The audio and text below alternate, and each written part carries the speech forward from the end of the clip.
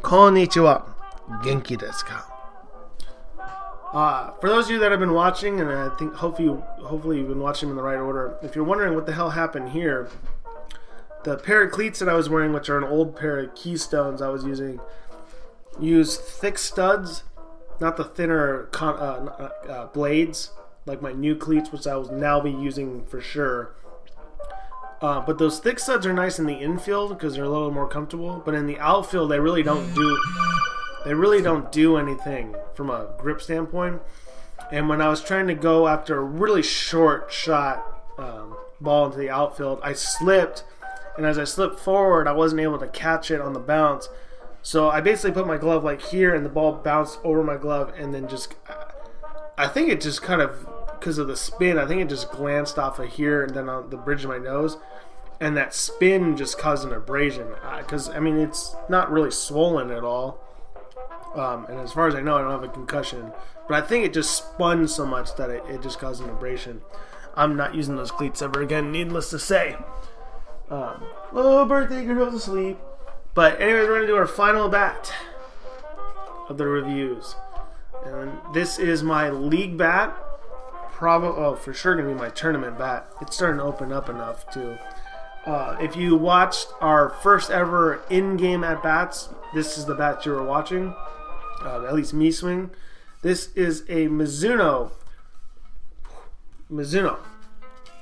Blackout Balance 26 Taylormade edition for the Taylormade tournament team. It is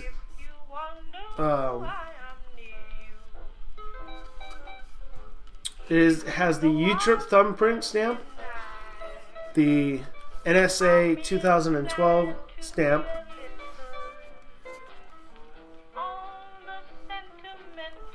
and that's it. It's only legal for those two leagues. It's got a 13-inch barrel, so like I said, I don't normally like to swing something with a huge barrel like that.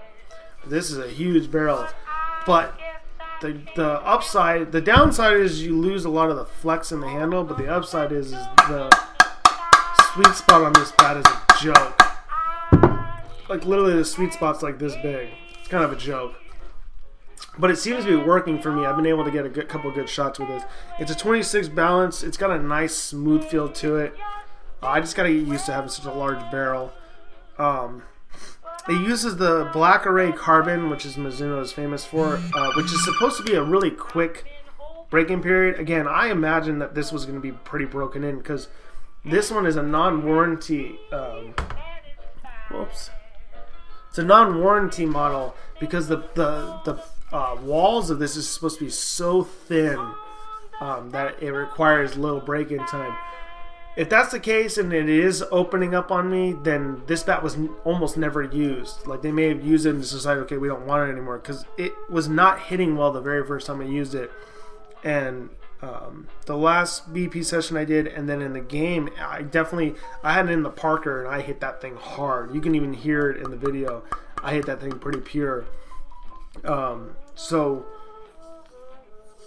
this must have not had much use when I bought it. I paid $120 for mine, and I can get. There's another one on there for cheaper, but you know, it is what it is. I really like it. You know, hey, I'm gonna end up using it, and then when it finally craps out on me, I'm gonna display this thing. But I really like the sweet spot feedback as it's opening up, and I'm hoping it'll open up a bit more before I stop using it and I just use it in the games. But this unique sort of like coiled end cap is nice because it really makes the swing feel so much smoother, and my bat speed I feel is a lot faster as a result, which I'm not known for having a really high bat speed barrel swing. I kind of just rely on just being able to dink them, but like I said, I still have to get used to that. These are I think probably better suited for the contact hitters. I think the power hitters like to have the smaller barrel because they're so fixated on being able to hit the ball far with concentrated power. But for us contact hitters, I think we're a lot more impatient, and so we try to hit things we probably shouldn't. At least that's how I am. I usually am a first pitch hitter. the men's game I played the other day, which is pitch again, so I can take balls and strikes. I took the first pitch every time. These bats are cool because if you're an idiot and you try to swing at something you really shouldn't, you still might be able to get away with it. And for the price, I mean, even at 120, maybe that was a little high for me to pay. That's still a good price for a composite, high-level composite bat. I got no problem with that. Oh, it is ISA approved, but there's no ISA stamp, but it is ISA approved, it says right there. I've heard that these bats can handle quite a bit of abuse, so I'm hoping that's the case. We'll see. But again, I gotta get used to using such a larger barrel. But it does, like you said, it does have a nice swing. So price, yeah, price is good, pop good, distance good, feels good, sound. Like I said, if you listen to the iPhone recordings and the game of it, it's got a nice sound to it. I don't know, it's unique. It doesn't sound like your normal composite bat. I think it's got a nice sound to it. You can hear the wall kind of flexing inward. Durability, I hope it's good.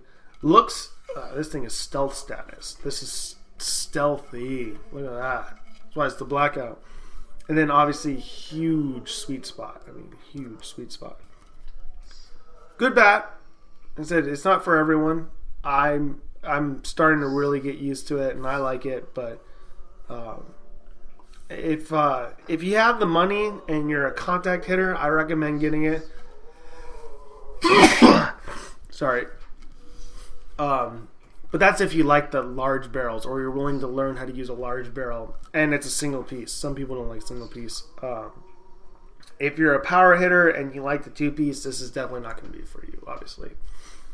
But overall, it's a nice bat. It really is. And I've enjoyed using it so far, and hopefully it's going to open up a bit more and be even more intense in the future. But there you go. That is my what would be my last review, depending on how you look at the videos. Of bats as of now, and we'll see down the road what else we can do. So thank you for watching, and I will see you guys next time on Koike Glove Repair Services.